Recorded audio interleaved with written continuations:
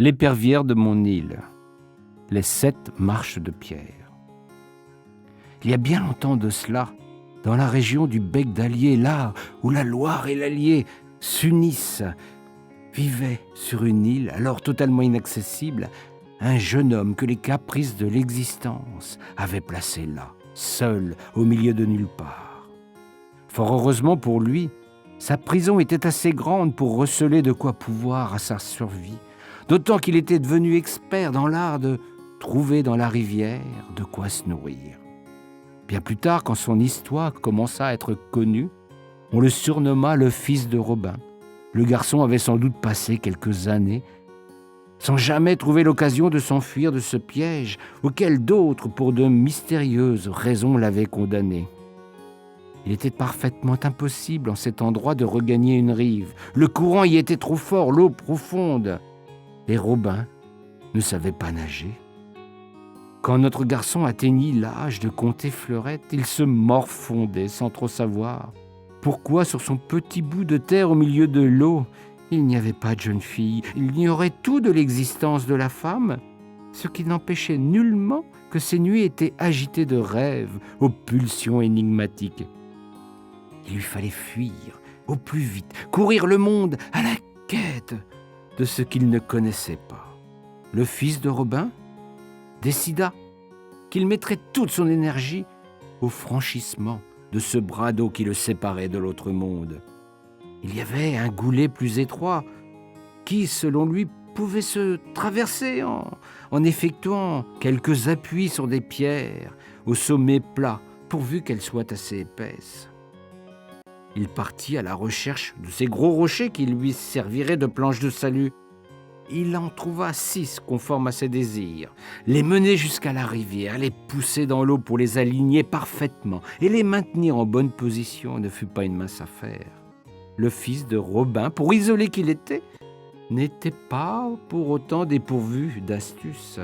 À l'image d'Archimède, dont il ne connaissait rien sans doute, il utilisa des bras de levier et des points d'appui pour réussir ce prodige. Hélas, il lui manquait une 7e pierre.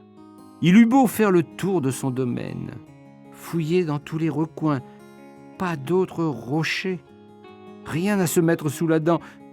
Il avait fait tout cela pour rien. C'était vraiment trop injuste. Il en était là de ses ruminations quand il crut déceler un signe, un rayon de lune vient frapper le sol en un endroit précis. Oui, quand on est seul au monde, on croit aux signes des cieux. Le fils de Robin se mit à genoux, creusa de ses mains. C'était du sable, ce n'était pas bien compliqué. Et tout au fond, il découvrit ce 7e rocher qui allait lui offrir sa liberté. Mais il avait fait un trou immense. Comment allait-il pouvoir s'en sortir ? La pierre était tout au fond. C'était trop difficile. Il s'assit au bord de ce trou, les pieds ballants contre le rocher. Désespéré, il n'y avait pas moyen de sortir de ce trou. Il prit la tête entre ses mains. Un immense chagrin l'envahit. Et toute la nuit et le jour suivant, il ne cessa de pleurer. Il vida toutes les larmes de son corps. Il était désespéré sans doute. C'est au matin suivant qu'il rouvrit les yeux. Ses larmes avaient provoqué un prodige. L'eau avait emporté le sable et le rocher délicatement avait roulé jusqu'au bord de la rivière. Le fils de Robin était persuadé qu'il était au bout de son calvaire. Il n'avait plus qu'à porter ce 7e rocher au bout des 6 autres en le portant à bout de bras. Mais non, le porter à bout de bras était impossible. Il était trop lourd. Les bras de levier qu'il utilisait avant ne pouvaient pas fonctionner, non.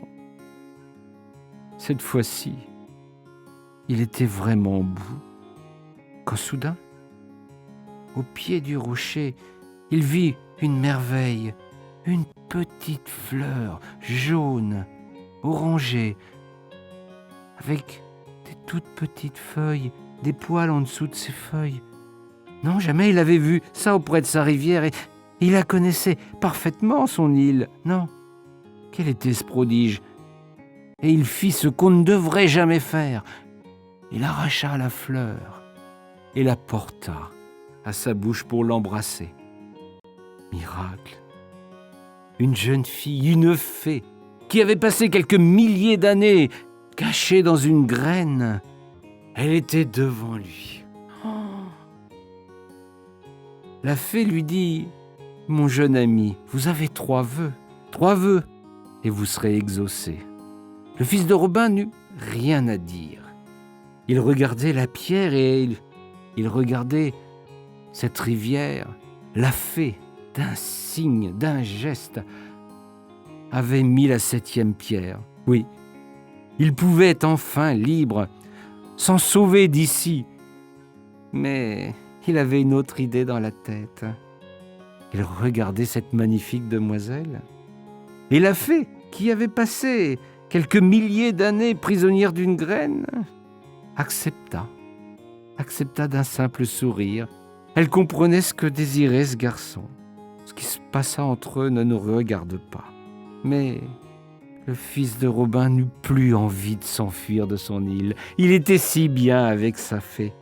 Mais c'est les autres, tous ceux qui jusque-là l'ignoraient, qui étaient sur la rive, qui vinrent dans un défilé incessant admirer cette merveille de femme avec qui vivait cet étrange garçon. Au bout de quelque temps, le fils de Robin n'en pouvait plus de ce manège incessant, de ces allées et venues, de tous ces gens qui venaient un peu rompre son bonheur. Et il dit à la fée: « Ah, si la 7e pierre pouvait à nouveau disparaître !» Et dans l'instant, la 7e pierre disparut. Mais c'était le 3e vœu, et la jeune fille s'évanouit à sa place. Sur le sable, sur les graviers, il y avait des dizaines de ces petites fleurs fragiles, de ces fleurs uniques qui ne poussent que à partir du bec d'Allier et un peu plus haut sur notre Loire. Le fils de Robin venait de perdre à jamais celle qui avait enchanté les plus beaux jours de sa vie. À vouloir préserver ce don du ciel, il avait repoussé ce qui était à l'origine de son bonheur. Ne coupez jamais la branche sur laquelle vous êtes assis, même si c'est pour éloigner les jaloux et les médisants. Le fils de Robin sombra dans la folie et disparut peu de temps après, mais il nous a laissés sur quelques bancs de sable de petites et fragiles fleurs jaunes qu'on nomme épervières de Loire. Ne vous aventurez jamais à les couper, il n'est plus temps de croire aux fées. Préservez cette merveille, ce sera la seule leçon qu'il faut retenir de cette histoire.